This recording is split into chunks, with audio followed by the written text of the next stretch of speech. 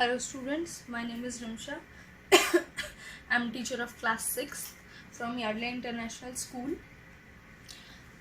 Open your science books और हम उसका चैप्टर 1 पढ़ रहे थे which name is sources of food.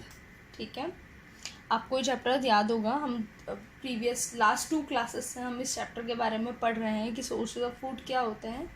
ठीक है, इसमें है नीड फॉर फूड पढ़ा था हमने कि हमें फूड की नीड क्यों है, इसके बेसिक फंक्शंस क्या हैं और सोर्सेज ऑफ फूड हमारे क्या क्या होते हैं. ठीक है, हमने इसमें 4 डेफिनेशंस पढ़ी थी. An autotroph which make their own food are called autotrophs. Heterotrophs the living organism which derive food from other living organisms like plants and animals are called heterotrophs. Next is nutrients. The vital substance which is very important for us is called nutrients. Then we study about 3 basic functions of food कि क्या क्या functions होते हैं. उसके बाद हमने sources पढ़े थे और हमने पढ़ा था प्लांट्स जो है सोर्स ऑफ फूड है और हम प्लांट्स के कौन कौन से पार्ट्स खा सकते हैं और कौन कौन से वेजिटेबल्स में, कौन कौन से फ्रूट्स में हम उनके कौन कौन से पार्ट्स खाते हैं. जैसे roots, stems, leaves, flowers, fruit, seeds खा सकते हैं. मैंने आपको लिखने के लिए भी बोला था. आई होप आप लोगों ने अपनी अपनी नोटबुक्स में लिख लिया होगा. ओके, नेक्स्ट हमने डेफिनेशन पढ़ी थी इंग्रेडिएंट की कि इंग्रेडिएंट्स क्या होते हैं. इंग्रेडिएंट्स हमारे वो मटेरियल होता है जिसको हम एक प्रॉपर फूड आइटम या प्रॉपर एक डिश बनाने के लिए हम यूज़ करते हैं. उन मटेरियल्स को हम इंग्रेडिएंट्स बोलते हैं. ओके तो अब हमें यहाँ से पढ़ना था animal as a source of food. Okay ये एक छोटी सी एक इन्फॉर्मेशन है, एक छोटी सी टिप है, मैं आपको बता देती हूँ. इसमें है some plants are poisonous and harmful. मतलब कुछ प्लांट्स जो होते हैं, जैसे कि मैंने बताया था कि हम सारे प्लांट्स या सारे एनिमल्स के सारे पार्ट्स को नहीं खा सकते. हम कुछ पर्टिकुलर एनिमल्स या पर्टिकुलर प्लांट्स ही खा सकते हैं और उनके पर्टिकुलर पार्ट्स ही खा सकते हैं. सारे पार्ट्स जो है सब डाइजेस्टिव नहीं होते, सारे पार्ट्स जो है वो एडिबल नहीं होते. इसलिए बता रहे some plants are poisonous and harmful. कुछ प्लांट्स जो होते हैं पॉइजनस होते हैं यानी कि जहरीले होते हैं और बहुत हार्मफुल होते हैं हमारी बॉडी के लिए. And not fit for being eaten as food. मतलब हम उन्हें नहीं खा सकते, वो फूड की तरह फिट नहीं होते. For example bitter radish, bitter almonds, green potatoes contain toxic substance.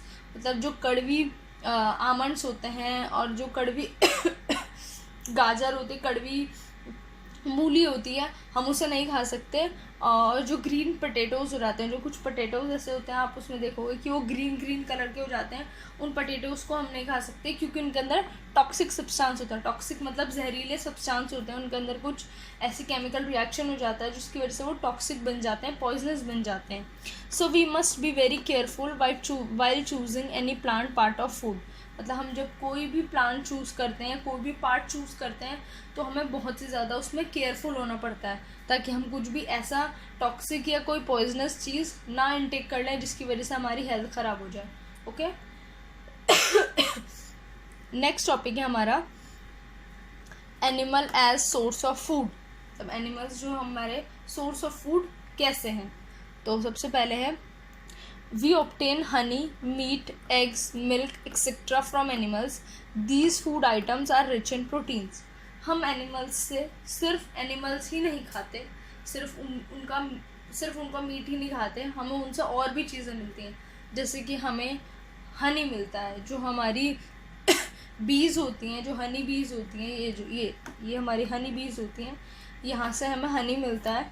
ठीक है, हमें इनसे मीट भी मिलता है, एग्स मिलते हैं, हमें मिल्क मिलता है, हमें काऊ से, गोट से.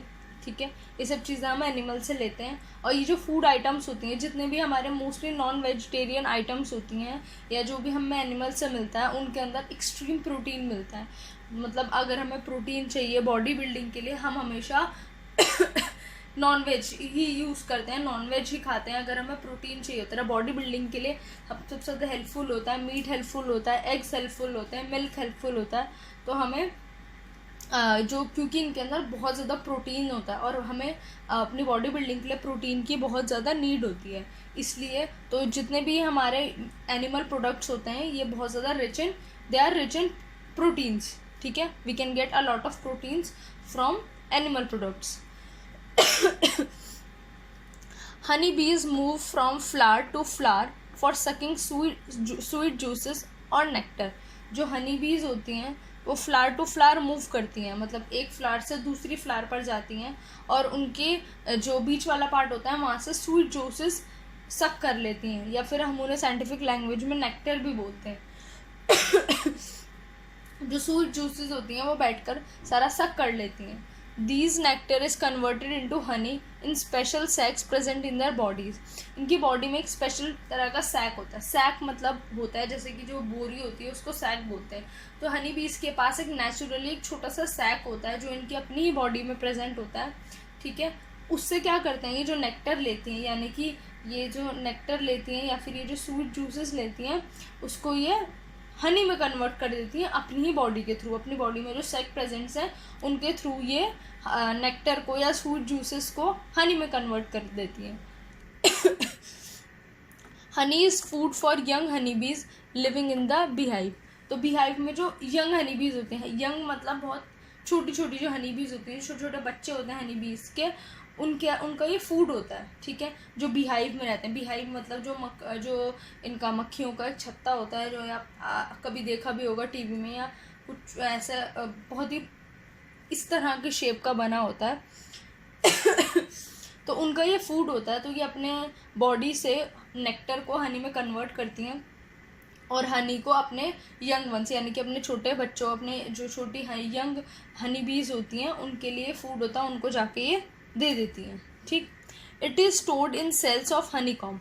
हनीकॉम्ब के सेल्स में उसे स्टोर करती हैं. ये जो छोटे छोटे सेल्स होते हैं इनके अंदर ये हनी स्टोर करती हैं. अगर कभी रियलिटी में देखा हो, इनका हनी निकालने के लिए इनको ऐसे प्रेस करना पड़ता है तो फिर इसमें से हनी निकल जाता है, क्योंकि जितना भी हनी है अपने अंदर तो स्टोर नहीं करती, अपने अंदर तो सिर्फ ये हनी बनाती हैं. और ये जो छोटे छोटे ये जो ये कॉम्ब बने हुए हैं, छोटे छोटे जो सेल्स बने हुए हैं हनी कॉम्ब के, इनके अंदर ये हनी को स्टोर कर लेती हैं. The B store surplus Honey which can be collected and used by us. ये जो इसके अंदर सरप्लस मतलब होता है जो एक्स्ट्रा होता है, जो ये इनके बच्चे खा लेते हैं या पी लेते हैं वो तो अलग होता है. उसके बाद जो उनके पास बच जाता है, जो सरप्लस होता है, जो उनके पास एक्स्ट्रा होता है उसको ये इसमें कलेक्ट कर लेती हैं और फिर हम इसे हम यूज़ कर लेते हैं या हम ले लेते हैं. इनके जो हनी कॉम्ब के अंदर जो इनका ये बीहाइव होता है इसके अंदर से हम ले लेते हैं. It has high nutritional and medicinal value. मतलब ये बहुत ही ज़्यादा न्यूट्रिशनस्ट होता है, बहुत ज़्यादा न्यूट्रिशन होता है इनके हनी के अंदर. और एज अ मेडिसिन भी हम यूज़ करते हैं. हम बहुत सारी मेडिसिन में हनी को यूज़ करते हैं, हम खाने में यूज़ करते हैं, हम चीज़ों को मतलब टेस्ट इंक्रीज़ करने के लिए हनी को यूज़ करते हैं. बहुत सारी चीज़ों में हम हनी को यूज़ करते हैं क्योंकि इसके अंदर एक तो बहुत ज़्यादा न्यूट्रिशन होता है, खाने में बहुत ज़्यादा टेस्टी होता है, बहुत स्वीट होता है, और बहुत सारी मेडिसिन के अंदर भी यूज़ करते हैं. इवन कॉस्मेटिक्स में भी हनी को बहुत ज़्यादा यूज़ किया जाता है. स्किन के लिए भी हनी बहुत ज़्यादा अच्छा होता है. The practice of rearing honey bees for honey and wax is called apiculture. मतलब हनी बीज के हनी निकालना और उनकी वैक्स ये होती है जब आप इसमें से हनी निकाल लेते हो तो इनका जो ये सेल्स बचते हैं, जो इनका पूरे जो ये हनी ये जो बीहाइव होता है, ये जो बचता है, इससे हमारी वैक्स बनती है. ओके, तो इसकी जो वैक्स होती है, जो हनी होता है, इसको निकालने की जो प्रैक्टिस होती है, इसका जो काम होता है उसको बोलते हैं हम एपीकल्चर. ओके, तो एक नई टर्म हो गई, the practice of rearing honey bees for honey and wax. मतलब हनी बीज को पालना अपने यहाँ पे, जैसे हम बहुत सारे एनिमल्स को पालते हैं, उनके जैसे हम मुर्गी hen को या फिर hen को पालते हैं उसके लिए एग्स के लिए, गोट और काव को पालते हैं मिल्क के लिए, ऐसे ही इनकी भी रियरिंग की जाती है हनी के लिए और इनकी वैक्स के लिए. तो उसको बोलते हैं हम एपीकल्चर. ओके, तो आई होप समझ आ गया होगा कि ये हनी हमें कैसे मिलता है और इसकी भी एक बिजनेस है, मतलब इसका भी एक काम किया जाता है, इसको भी एक प्रैक्टिस की जाती है जिसको हम एपीकल्चर बोलते हैं. ओके, आई होप इतना आपको समझ आ गया होगा. यह है मीट ऑफ सम एनिमल्स. यहाँ से हम नेक्स्ट क्लास में पढ़ेंगे. उसमें पता चलेगा कि हनी के अलावा हम और दूसरी चीज़ें हम दूसरे एनिमल से कैसे लेते हैं. तो इसकी भी डेफिनेशन आप अपनी नोटबुक में लिख लेना, पीछे वाली डेफिनेशन भी आपको लिखनी है और इसे भी आप अपनी नोटबुक के अंदर लिख लेना। यहाँ से हम नेक्स्ट क्लास में पढ़ेंगे। ओके।